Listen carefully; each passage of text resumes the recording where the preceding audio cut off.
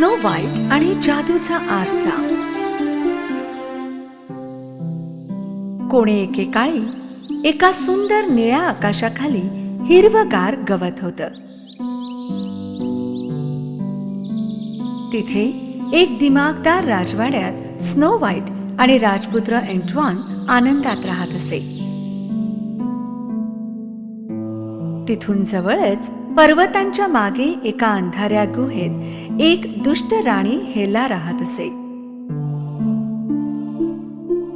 Snow व्हाईटला मारण्याचा प्रयत्न केल्याबद्दल तिला आणि तिच्या नोकराला डंकवला हाकलण्यात आलं होतं आणि आता हेलाकडे एक नवीन दुष्ट योजना होती. डंकव, यावेळी मला कोणी चढवू शकणार नाही. मी स्नो व्हाईटचा बदला नक्की घेणार. हो, तुम्ही नक्कीच घ्याल राणी साहेब. चेंबरलेन, सांग मला जगात सर्वात सुंदर कोण? हो, तुम्हीच माझ्या राणी साहेब. तुमच्यापेक्षा सुंदर या जगात कोणीच नाही, फक्त एकी शिवाय. मूर्ख डंकाव. नाही, सर्व देशात मी सुंदर असायला हवी. मी एक जादूचा आरसा बनवेन आणि काळोखी जंगलाचा शोध घेईन. हेलाचा मूळ जादूचा आरसा राजवाड्याच्या काळकोठडीत बंद होता, म्हणून हेलाने एक नवीन जादूचा आरसा बनवण्याची योजना आखली. त्यासाठी तिला सर्व जादूचे अवशेष प्राप्त करावे लागले. सर्वात आधी तिने काही जिमजाईमची पानं, मग जादूच्या गुलाबाच्या पाकळ्या आणि तरंगणारे दलदलीचे दगड एकत्र केले. त्यांच्या जादूच्या पुस्तकाने त्यांना हे सर्व साहित्य 20 मिनिटे 400 डिग्रीवर उकळायला सांगितलं. आणि मग त्या काळ्या काढ्यातून जन्माला आला आणखी एक शक्तिशाली जादूचा आरसा. काळ्या दर्पणा जागा हो. मला स्नो व्हाईटच्या मजेदार लहान बुटक्यांचं जंगल दाखव. डंकवने जे पाहिलं त्याने तो आश्चर्यचकित झाला. नवीन जादूचा आरसा त्याच्या समोर तरंगत आला, जो काळ्या दगडांच्या किनारीने आणि जांभळ्या चमकत्या फ्रेम मध्ये सजला होता. आरशात बुटके जंगलात दिसू लागले, पण तो काळोख खूप भयानक वाटत होता. हेला आरशात गेली. काळ्या दर्पणा, आता भिंत सोड आणि बुटक्यांचं जंगल बदलून टाक आणि त्यांवर ताबा मिळव. दरम्यान 7 बुटके जे दिवसभर खाणीत काम करत होते एक एक करत बाहेर आले. पहिला एस, दुसरा shy, angry, silly, curious, jolly आणि लेझी. आज खूप काम केलंय. थोडी विश्रांती घेतो. मला इथे झोप लागेल. अजिबात नाही. उठ, आपण आराम नाही करू शकत. आपल्याला रात्र होण्याआधी घरी जायला हवं. बुटके मग एका रांगेत घराकडे जाऊ लागले.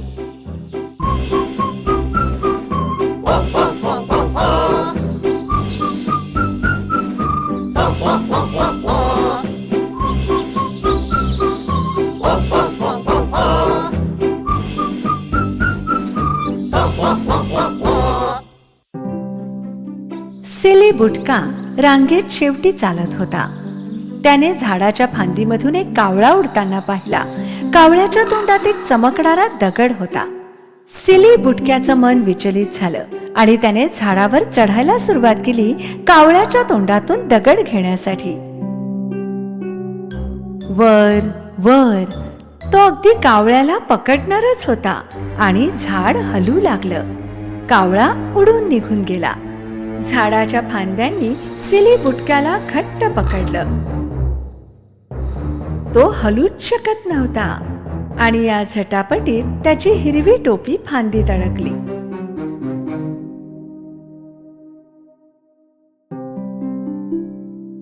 इतर बुटक्यांच्या लक्षातच आलं नाही की सिली बुटका त्यांच्यासोबत नाही. ते पुढे जात राहिले. आता क्युरियस बुटका सर्वात मागे होता आणि त्याला एका रुचकर केकचा सुगंध आला. त्याने डोळे मिटले आणि जेथून सुगंध येत होता त्या दिशेने चालायला सुरुवात केली. जादूच्या जंगलाने त्याला झाडाच्या फांदीत ओढून घेतलं आणि त्याचं डोकं झाडावर आपटलं आणि मग जंगलाच्या त्या जादूच्या सुगंधाने त्याला झाकून टाकलं आणि घेऊन गेलं. आता तेथे फक्त त्याची टोपीच उरली होती.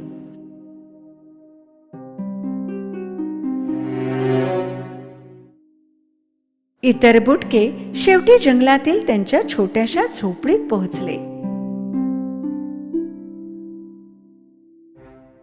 दरम्यान महालात स्नो व्हाईटने तिच्या आवडत्या मित्रांकरता 7 बुटक्यांकरता सगळ्यात स्वादिष्ट खाद्यपदार्थ बनवले होते. राजकुमार, मी माझ्या मित्रांना 7 बुटक्यांना भेटायला जंगलात जाते. सांभाळून जा, ती दुष्ट हेला कुठेही असू शकते. माझं तुझ्यावर खूप प्रेम आहे प्रिय. स्नो व्हाईटने जंगलातून चालत चालत तिचा मोठा प्रवास सुरू केला. एक सुंदर पक्षी आला आणि तिच्या खांद्यावर बसला. तो तिला काहीतरी सूचना देण्याचा प्रयत्न करत होता. पक्षी उडाला. त्याला वाटत होतं की स्नो व्हाईटने त्याच्या मागे यावं. बरं, ठीक आहे, तुझी इच्छा आहे का मी तुझ्या मागे यावं? ठीक आहे. स्नो व्हाईटने पक्षाच्या मागे जायला सुरुवात केली आणि तिला एका फांदीवर एक हिरवी टोपी लटकलेली दिसली. अरे, ही तर सिली बुटक्याची टोपी आहे. नक्कीच त्याच्याबरोबर काहीतरी अघटित घडलं असणार. राजकुमारी रंगीत पक्षाच्या मागे चालत राहिली.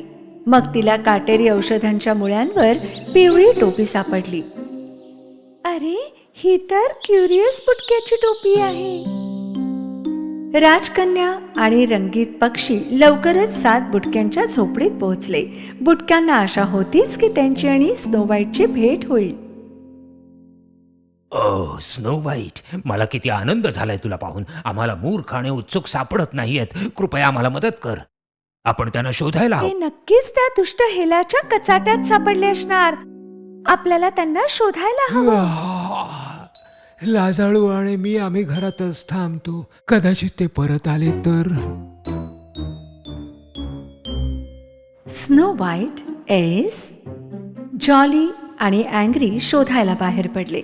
दूर टेकड्यांमध्ये राणीच्या दुष्ट गुहेत हेला आणि तिचा नौकर डंकाऊ यांनी क्युरियस बुटका आणि सिली बुटक्याला एका पिंजऱ्यात डांबलं होतं. स्नो व्हाईटची मदत केल्याबद्दल तुम्हाला शिक्षा करण्यात येईल. तुम्हा सर्वांना काळोख्या जंगलात नष्ट करून टाकेन. हेला पुन्हा तिच्या गुहेत तिच्या जादूच्या आरशाजवळ गेली. काळ्या दर्पणा, स्नो व्हाईट आणि तिच्या मित्रांचा पत्ता सांग. प्रसन्न वातावरण वादळात बदलून टाक. स्नो व्हाईट आणि बुटके रस्त्याच्या कडेने रंगीत पाखराच्या मागे जात होते. पण मग वातावरण बदलून वादळ आलं. ते काळोखातून चालत राहिले कारण त्यांना मित्रांना शोधायचं होतं. अख्खी रात्र ते पर्वतांमध्ये चालत राहिले. रंगीत पक्षी बुटक्यांना वाचवायला त्यांना पर्वतावर घेऊन जात राहिला. उंच टेकडीवरून दुष्ट हेला स्नो व्हाईट आणि इतर बुटक्यांना येताना पाहत होती. तिला ठाऊक होतं की ते वादळाने दमून जातील. हो, मला ठाऊक होतं ते येणार. डंक्याव, सगळं तयार आहे. हो, माझ्या सर्वात सुंदर राणी, सगळं तयार आहे.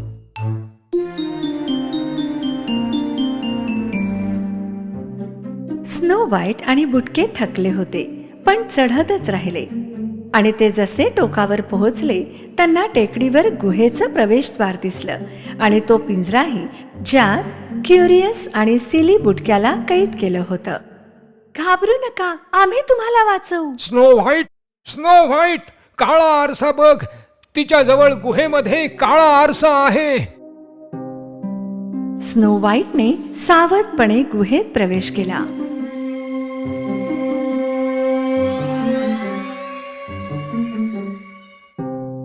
बाहेर डंकाव पिंजऱ्यावर लक्ष ठेवून होता. बुटके कुजबुजले आणि त्यांच्या मित्रांना वाचवण्यासाठी त्यांनी एक सुंदर योजना आखली. अँग्री हळूच डंकावच्या मागे गेला आणि त्याच्या डोक्यावर त्यांनी एक मोठं पोतं ठेवलं. मग जॉली बुटक्याने पिंजरा उघडला, पण तो एवढा जोरात खाली आला आणि डंकवच्या डोक्यावर आपटला आणि डंकव बेशुद्ध पडला. तरी बरं, पिंजऱ्याचा दरवाजा अजूनही बंद होता. चावी डंकावच्या गळ्यात आहे. गळ्यामध्ये बघ. बघ तर, बरोबर. पिंजरा उघड. जॉली बुटक्याने ती चावी घेतली जी डंकवच्या गळ्यात होती आणि त्याने झटकन पिंजरा उघडला. सिली आणि क्युरियस बुटके बचावले, पण गुहेच्या आत स्नो व्हाईट राणी आणि हेला समोरासमोर होत्या. हेला, वाईट वागून सुंदर नाही दिसू शकत. तुला सुंदर दिसायचं असेल तर तुझं मन बदलावं लागेल. लोकांना त्रास देणं बंद करावं लागेल. सुंदरता मनातून येते. पण त्या दुष्ट हेलाने याकडे लक्ष दिलं नाही. तिने जादूचा मंत्र बोलून तिचे डोळे लाल आणि बोट टोकदार केली. पण हेलाच्या मागे बुटके स्नो व्हाईटची मदत करायला आत घुसले. हेला स्नो व्हाईटच्या दिशेने सरकली आणि तिला जादूच्या आरशात ढकलण्याचा प्रयत्न केला. स्नो व्हाईट, जादूच्या आरशात जा, मग तू कायमची त्या काळोखी जंगलात नाहीशी होशील.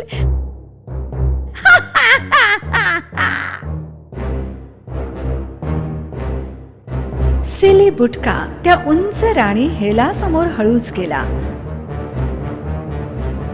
आणि इतर बुटक्यांनी तिला मागून धक्का दिला आणि स्नो व्हाईट ऐवजी हेला जादूच्या आरशात गेली. हेलाच्या किंचाळण्याने डंकवला जाग आली. तो गुहेत धावला आणि आरशाच्या बाजूला स्नो व्हाईटला पाहिलं. मी सुद्धा येतो माझ्या राणी, सर्वात सुंदर या धरतीवर. ते आरशात अडकले होते. बुटके आनंदाने धावत गेले आणि स्नो व्हाईटला त्यांनी मिठी मारली. आम्हाला वाचवल्याबद्दल धन्यवाद स्नो व्हाईट. आपल्याला आरसा नष्ट करायला हवा. बुटक्यांनी आणि स्नो व्हाईटने जादूचा आरसा टेकडीवरून खाली फेकला. आता घरी चला.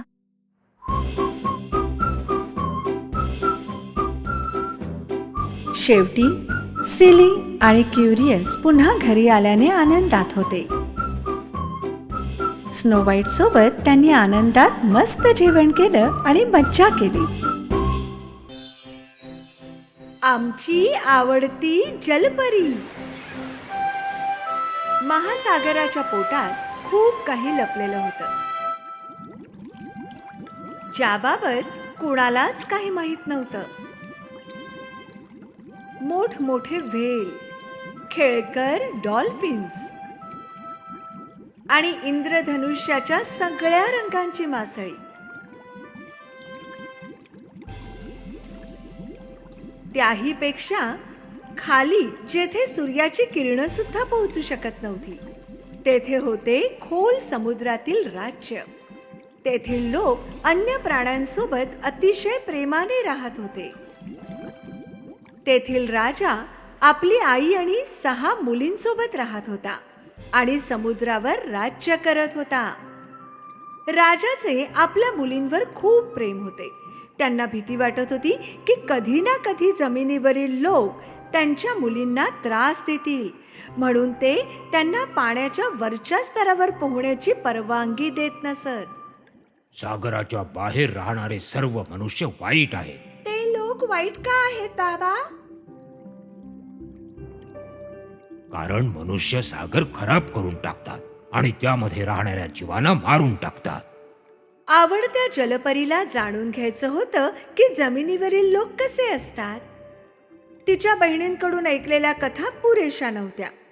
तिची आजी सुद्धा तिला नेहमी मनुष्यापासून दूर राहायला सांगत असे आणि ती सी गेटमधून बाहेर तेव्हाच जाऊ शकते जेव्हा ती राजकुमारी बनेल आणि आपल्या बहिणी एवढी मोठी होईल.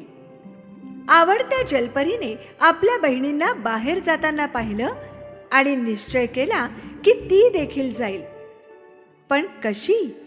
ती डॉल्फिन सोबत हिमरन वेलला भेटायला गेली, कारण हिमरनला सी गेट मधून आत बाहेर जाण्याचे पूर्ण स्वातंत्र्य होते. तिने हिमरनला आपली योजना सांगितली. बापरे, राजाशी कोण पंगा घेईल? पण हिमरन ऐकायला तयारच नव्हती. पण मग तिला तिच्या परिस्थितीची दया आली आणि तिची मदत करायला ती तयार झाली. हिमरण आणि डॉल्फिन सी गेटवर गेले. त्यांना पाहून शिपायांनी त्यांना जाऊ दिलं, कोणत्याही प्रश्नाशिवाय. तेथून खूप दूर गेल्यावर हिमरनने आपला मोठा जबडा उघडला आणि आतून निघाली आपली प्रिय जलपरी एरियल. एरियल हिमरनच्या मदतीने सागराच्या वरच्या पातळीवर गेली. तिने पहिल्यांदा हवेचा अनुभव घेतला आणि पहिल्यांदा निळं आकाश पाहिलं.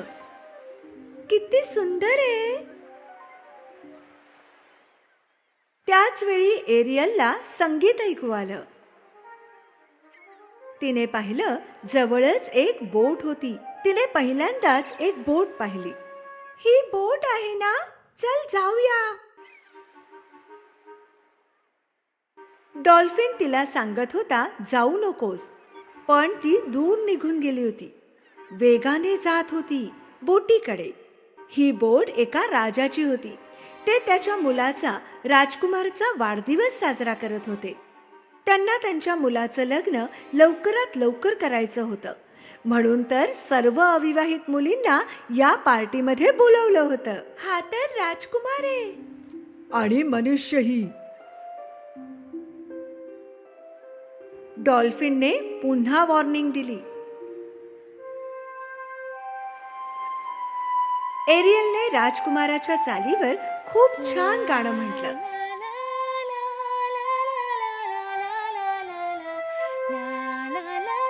राजकुमारला आवाज खूप आवडला. तू लप एरियल, नाहीतर ते तुला पाहतील.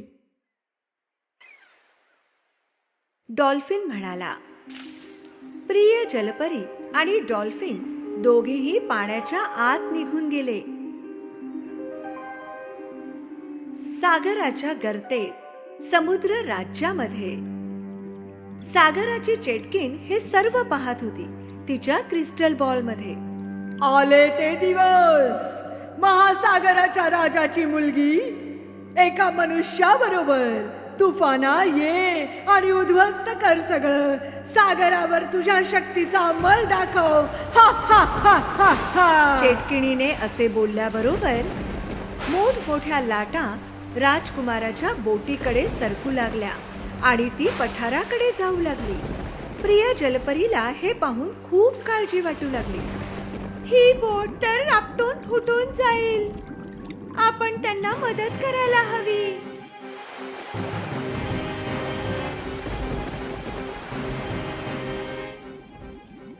प्रिय जलपरीला बोटीजवळ पोहताना राजकुमाराची बासरी सापडली आणि मग दिसला राजकुमार बुडताना. ती त्याला ताबडतोब खेचत सागराच्या किनाऱ्यावर घेऊन आली. उठ, कृपा करून उठ. राजकुमार शुद्धीवर आला आणि आपले हळूच त्याने डोळे उघडले. तू जिवंत आहेस. प्रिय जलपरी आनंदाने म्हणाली. दुरून एका कुत्र्याचे भुंकणे ऐकून ती भानावर आली. तिला समजले की ती कुठे आहे आणि तिने सागरात उडी घेतली. राजकुमाराचे एक सहाय्यक आणि एक राजकुमारी तेथे आले त्याला शोधत. एका मुलीने मला वाचवलं. हा आवाज यापूर्वीही मी एकदा ऐकला आहे. मी तिला पाहिलं नाही, पण आवाज खूपच गोड होता.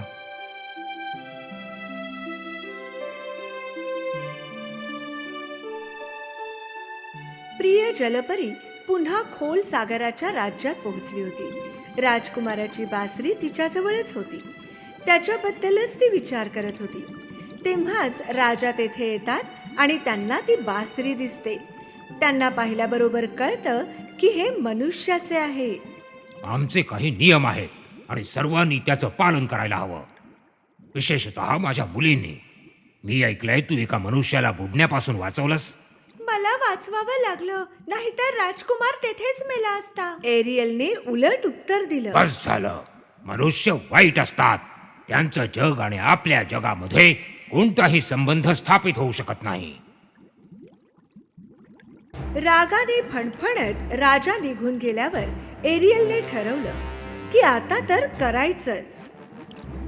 एरियल सरळ सागराच्या चेटकिणीकडे गेली आणि तिच्याजवळ मदत मागितली. मदत तर ती करेल, पण त्या बदल्यात तिला तिची फी हवी, खूप महाग फी. मी एक औषध बनवेन जे तुला मनुष्य बनवेल. तुला 2 पाय देखील येतील. त्या बदल्यात मला पाहिजे तुझा आवाज. माझा आवाज? पण का?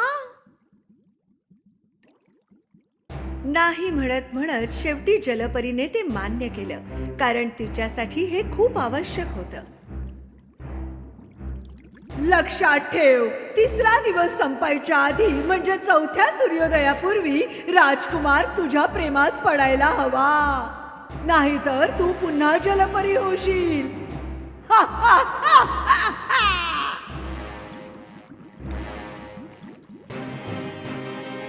एरियलने ते औषध घोटाघोटाने पिऊन टाकले. ती सागराच्या वरच्या बाजूला पोहत जाऊ लागली. हळूहळू तिला पाय आले, अगदी मनुष्यासारखे. डॉल्फिन सोबत ती सागराच्या किनाऱ्यावर पोहोचली. ती तेथे पोहोचल्याबरोबर राजकुमाराचे लक्ष तिच्याकडे गेले आणि तो तिच्याजवळ गेला.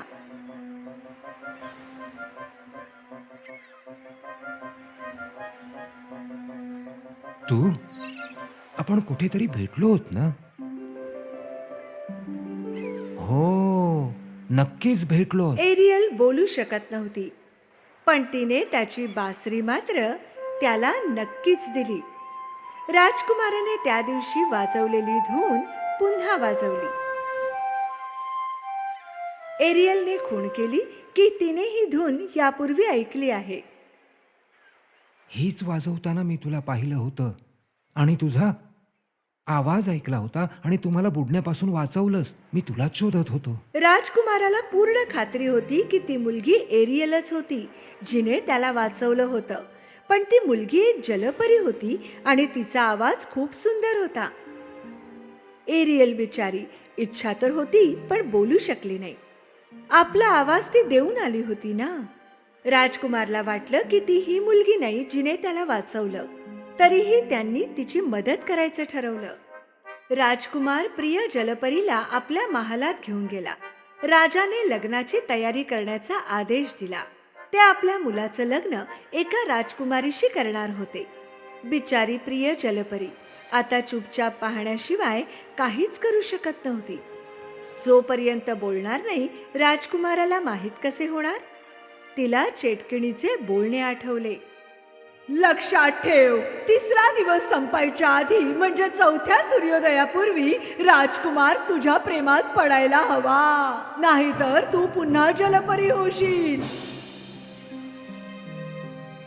पाहता पाहता 2 दिवस संपून गेले. 3रा दिवस उजाडला. याच दिवशी राजा आणि राणी आपल्या राजकुमाराचे लग्न शेजारील राज्याच्या राजकुमारीशी करायला निघून गेले.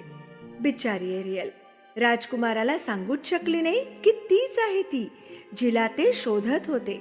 राजकुमाराने मान्य केलं की जे काही त्याने पाहिलं होतं ते एक स्वप्न होतं. एरियलला फक्त एकच आशा होती, राजकुमारासाठीचं तिचं प्रेम. 4थ्या दिवशीचा सूर्य उगवणार होता.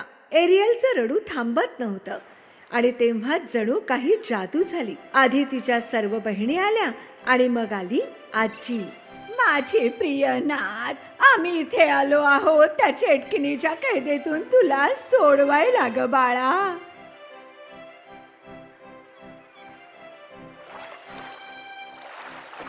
आणि तेव्हाच तिचे पिता महासागराचे राजे प्रकट झाले. त्यांना मुलीचं दुःख पाहावलं नाही. एरियल, माझ्या लाडक्या कन्ये, तुझ्या आनंदाहून मोठं माझ्यासाठी आणखी काही नाही. जा माझ्या बाळा. राजाने आपले त्रिशूळ आजीच्या हातातील एका शंखावर फिरवले, ज्यात एरियलचा आवाज कैद होता. आता एरियलचा आवाज बाहेर आला. धन्यवाद आजी, धन्यवाद बाबा, तुम्ही सगळे किती चांगले आहात. हिमरल व्हेलच्या पाठीवर स्वार होऊन ते राजकुमाराच्या बोटीच्या दिशेने रवाना झाले.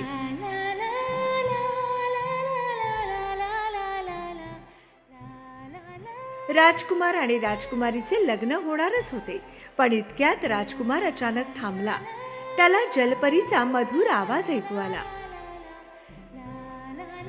तिला आपल्याकडे येताना पाहून न संकोचता राजकुमाराने सागरात उडी घेतली.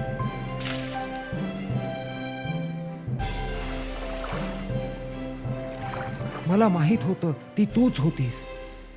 आपले मित्र आणि कुटुंबाच्या मदतीने एरियलला तिचा आवाज परत मिळाला आणि राजकुमारही. पण आता ती जलपरी राहिली नाही. ती आपले जीवन जगणार होती मनुष्य बनून. एरियल आणि राजकुमाराचे जग वसले, मैत्री, शांती आणि प्रेमाच्या निरोपाबरोबर, जमीन आणि सागराच्या मधोमध.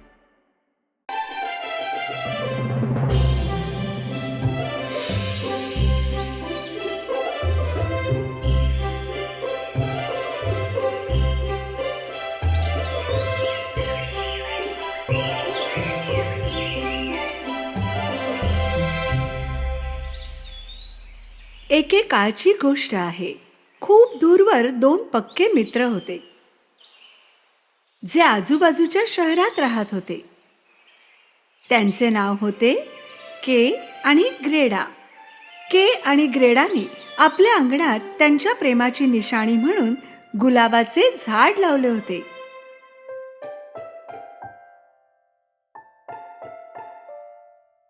हे गुलाबही त्यांच्या सोबतच मोठे होतील. थंडीचे दिवस होते आणि सगळीकडे बर्फच बर्फ पडत होता. आणि त्याच सोबत आता वेळ आली होती ग्रेडाच्या आजीकडून मजेदार गोष्टी ऐकण्याची. ही थंडी आणि हा बर्फ येतो तरी कुठून? खूप दूरवरून, आजीने उत्तर दिलं आणि गोष्ट सांगायला सुरुवात केली. एक देश होता, बर्फच बर्फ सगळीकडे. त्यांची राणी तिच्या बर्फाच्या महालात एकटीच राहत होती, जो तिने स्वतःच बनवला होता. ही स्नो क्वीन खूप सुंदर होती आणि स्वच्छही, अगदी बर्फासारखी. पण स्नो क्वीन मनाने दुष्ट होती आणि तिने त्या बर्फाच्या महालात अनेक गुपितं लपवून ठेवली होती. तिचा बर्फाचा आरसा देखील एक जादूचा आरसा होता. यामध्ये ती जगात कुठे काय चालले आहे सगळं पाहू शकत होती.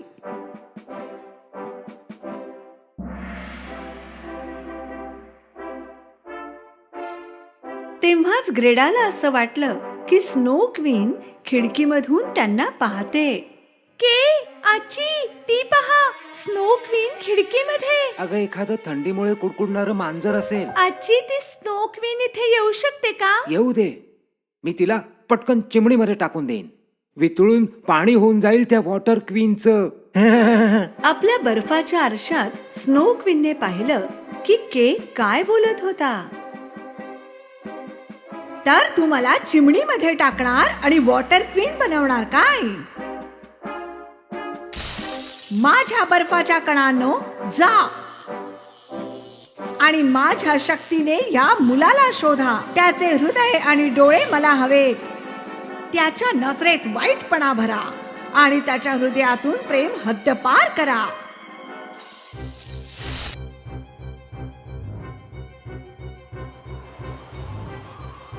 हळूहळू एक बर्फाचं वादळ ग्रेडाच्या घराजवळ जोर धरू लागलं.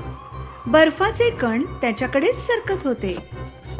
बाहेर काय होतंय हे पाहायला केने खिडकी उघडली. तेव्हाच ग्रेडा ओरडली, के. पण उशीर झाला होता. हा, माझे डोळे, काहीतरी गेलं माझ्या डोळ्यात. आई ग, इकडे सुद्धा लागलं. आणि तेव्हाच बर्फाच्या कणांनी स्नो क्वीनचं काम करून टाकलं होतं. त्याच्या डोळ्यांना आणि हृदयाला जखम झाली होती आणि के बदलला होता. ग्रेडाने त्याला विचारलं की काय झालं, तर तो तिच्यावरच खेकसला. काही नाही झालं, मी बरा आहे, मला त्रास देऊ नकोस. केने ग्रेडाशी उद्धटपणे बोलण्याची ही पहिलीच वेळ होती. ग्रेडाला काही कळत नव्हतं की तो असा का वागू लागलाय. केस सकाळी सुद्धा उद्धटपणेच वागला जेव्हा तो त्याचे स्लेट काढत होता. ग्रेडाने विचारलं की कुठे जातोयस. तो तिच्यावर पुन्हा भडकला आणि आपल्या स्लेटवर बसून निघून गेला. ग्रेडा त्याच्यापर्यंत पोहोचूच शकली नाही. अचानक त्याच्या समोर स्नो क्वीन आली आणि के तिच्या मागे जाऊ लागला. ग्रेडा काहीच करू शकली नाही कारण ते अदृश्य झाले. स्नो क्वीन त्याला तिच्या बर्फाच्या महालात घेऊन जात होती. ग्रेडा खिडकीत बसून त्याची वाट पाहायची. दिवस महिने उलटले आणि थंडीचे दिवसही गेले, पण के आला नाही. स्वतःच काही करावं या इच्छेने ग्रेडा बाहेर पडली आपल्या मित्राला शोधायला, सोबत फक्त आजीने दिलेला आरसा घेऊन.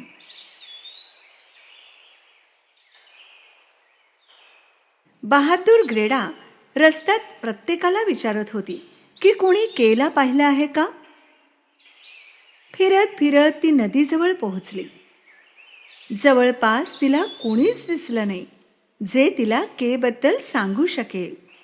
तिने नदीलाही विचारलं पण काही उत्तर आलं नाही. इतक्यात एक डोम कावळा तिच्याजवळ आला आणि म्हणाला, नदीकडे आहे उत्तर तुझ्या प्रश्नाचा, पण आधी तिला गिफ्ट द्यावं लागेल. ग्रेडाने तिचा आवडता नेकलेस काढून नदीला देऊन टाकला. तेव्हाच एक जादू झाली आणि एक बोट प्रकट झाली. ग्रेडाला वाटलं की नदीला तिची भेट पसंत पडली आहे आणि ही परत फेड आहे.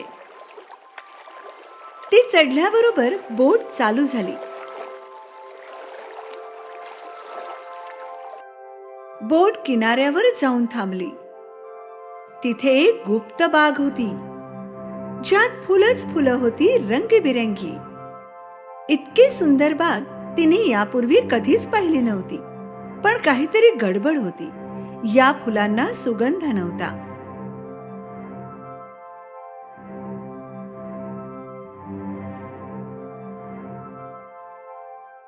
ग्रेडाच्या दुसऱ्या बाजूने एक बाई तिच्याकडे येत होती. ही बागेची मालकीण होती. कशी आहेस बाळा? हसत तिने विचारलं. आणि अचानक तिला जाणीव झाली की तिच्या बागेतील फुलांना पुन्हा सुगंध येतोय. मला क्षमा करा, मी तुमच्या परवानगीशिवाय इथे आले. काही हरकत नाही बाळा, बरं झालं तू आलीस. कित्येक वर्ष झाली कुणीच आलं नाही माझ्या बागेत. तू एकटीच इथे काय करतेस? ग्रेडा बागेच्या मालकिणीला म्हणाली की ती तिच्या मित्राला केला शोधते. पण मालकीण म्हणाली की ग्रेडाच्या आधी कित्येक वर्ष तिने दुसरा माणूसच पाहिला नाही. अच्छा, असं असेल तर मला बोटीवर जायला हवं. केला लवकरात लवकर शोधायला हवं. बागेच्या मालकिणीला असं वाटत नव्हतं की ग्रेडाने जावं, म्हणून ती खोटं बोलली. काय नाव म्हणालीस? कदाचित पाहिलं असावं कुठेतरी. ग्रेडाने तिला सगळं सांगितलं आणि जेव्हा बागेच्या मालकिणीने स्नो क्वीनचं नाव ऐकलं ती भडकली. Snow queen? तिचं नाव सुद्धा घेऊ नकोस. तिच्यामुळे माझ्या फुलांचा सुगंध नाहीसा झाला होता. मग अचानक तिला इच्छा झाली ग्रेडाची वेणी घालायची. ग्रेडाला काही कळेना की का, पण त्यांनी हट्टच केला. ग्रेडाला हे माहित नव्हतं की तो जादूचा कंगवा होता. या कंगव्यामुळे ग्रेडा सगळं काही विसरली. फक्त आनंद आठवत होता. बागेची मालकीण वाईट नव्हती. तिने असं चांगल्या हेतूने केलं होतं. जेव्हा ती झोपेतून उठली ग्रेडाला काहीच आठवत नव्हतं.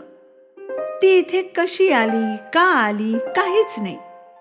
मग तिला 2 गुलाब दिसले बागेच्या मालकिणीच्या टोपीवर आणि काहीतरी आठवू लागलं. प्रेमापुढे कशाची जादू चालेल? तिला माहित नव्हतं की ती किती वेळ तिथे झोपली होती. पण तिच्या आवडत्या आठवणी परत आल्या होत्या. ती परत नदीजवळ गेली. बोट तर तेथेच होती, पण कुठे जायचं हे माहित नव्हतं. तेव्हाच एक कावळा तिच्याकडे आला. तो काहीतरी सांगायचा प्रयत्न करत होता आणि ग्रेडा त्याच्या मागे मागे चालू लागली. ते पोहोचले बर्फाच्या समुद्रात. तेथेच एका बोटीवर कावळा जाऊन बसला. ग्रेडा हळूच त्या बोटीपर्यंत पोहोचली. म्हणजे या बोटीने पोहोचणार का मी क्वीनच्या महालात? अचानक काही पायरेट्स तेथे आले आणि त्यांच्यापैकी एक पायरेट मुलगी ग्रेडाशी बोलली, तू तिथेच जाशील जिथे आम्ही जाणार, आणि आम्ही कुठेच जात नाही आहोत. त्याच वेळी स्नो क्वीन प्रयत्न करत होती की केने त्याचा भूतकाळ विसरावा. बरंच काही तो विसरला होता, पण ग्रेडा काही त्याच्या मनातून जात नव्हती. लवकरच तुझं हृदयही थंड करून टाकेल, मग काहीच लक्षात राहणार नाही. पायरेटला जेव्हा ग्रेडाकडून ग्रेडा आणि केची कहाणी कळली, ती म्हणाली की त्याला विसरून जा, कारण त्याचं बाहेर येणं अशक्य आहे. माझा खास मित्र आहे के, मी शोधूनच काढेन. पायरेट मुलीला हा हट्ट विचित्रच वाटत होता. खरं तर तिला वाटत होतं की तिने तिच्यासोबतच राहावं, तिची मैत्रीण बनून. पण ग्रेडा खूप हट्टी होती. त्याला तर मला वाचवायचंच आहे. तिला कुणीच मैत्रीण नाही, त्यामुळे पायरेट मुलीला ग्रेडाचा हा हट्ट खूप आवडला आणि ती तिच्यासोबत जाऊ लागली. दुसऱ्या दिवशी ती तिच्यासाठी एक रेनडियर घेऊन आली. ही संपूर्ण स्नो राज्यातील गतिशील रेनडियर होती आणि ती ग्रेडाला रस्ता दाखवणार होती.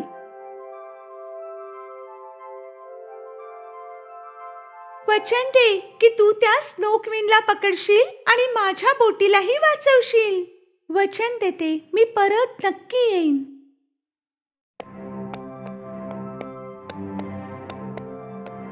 रेनडियरवर बसून ग्रेडा जात होती. तिला आधी जाणून घ्यायचं होतं की स्नो क्वीनला हरवायचं कसं, आणि रेनडियर सुद्धा सांगणार होती. खूप चालल्यावर ते उत्तर टोकाला पोहोचले. तेथे त्यांना एक म्हातारा माणूस भेटला. म्हणजे तू तो आरसा घेऊन आलीसच, हो ना? ग्रेडाला काहीच समजलं नाही आणि त्यांना आरशाबद्दल कसं माहीत, पण तिला हे माहीत होतं की ती योग्य जागी आली आहे. तिने त्यांना तो आरसा दाखवला. म्हणजे मी स्नो क्वीनला यानेच हरवणार. हा तर जादूचा आरसा आहे. यामध्ये सत्य दिसतं, फक्त सत्य. मग ते सत्य भले कुठेही लपलेलं का असेना, हा ते दाखवतो. प्रेमापेक्षा जास्त शक्तिशाली काहीच नसतं. त्यामुळे खरी शक्ती तर तुम्हा सर्वांच्यात आहेच, प्रेमाची शक्ती. त्यांच्यामुळे गेरेडाला माहीत झालं की स्नो क्वीन कोण होती. जर त्याने खरं दाखवलं तर ती तिला हरवू देखील शकते, कारण आधी स्नो क्वीन सुद्धा एक चांगली मुलगी होती, प्रेमाने ओतप्रोत भरलेली. जेथेही ती हात लावायची फुले फुलायची आणि तिच्या हास्यात सूर्याची चमक होती. ती एक खूप आनंदी मुलगी होती. तिचं नाव होतं लायला. पण सगळ्यांना वाटायचं की ती जादूगरीण आहे, म्हणून तिच्यासोबत कुणीच खेळत किंवा बोलत नसे. एकटेपणाने तिचा आनंद हिरावून घेतला. तिला तिच्या आजूबाजूच्या सगळ्या माणसांचा द्वेष वाटू लागला आणि एक दिवस तिने एक इच्छा व्यक्त केली. जो मला त्रास देईल त्याचा बर्फ बनेल. आणि मग तिने एक बर्फाचा महाल बनवला. सगळ्यांपासून दूर, एकटा, आनंदापासूनही दूर. ग्रेडा बर्फाच्या महालात पोहोचली आणि तेथे तिला दिसला के, बर्फाची मूर्ती बनवत असलेला. तू सापडलास शेवटी के. तू मला विसरलास. मी ग्रेडा. केने ग्रेडाकडे पाहिलं पण ओळखलं नाही. इथे असलेल्या प्रत्येक वस्तूप्रमाणे त्याचं हृदय देखील बर्फाचं बनलंय. ग्रेडाने तिच्या बोलण्याकडे दुर्लक्ष केलं. सोड याला, आता हा माझा आहे.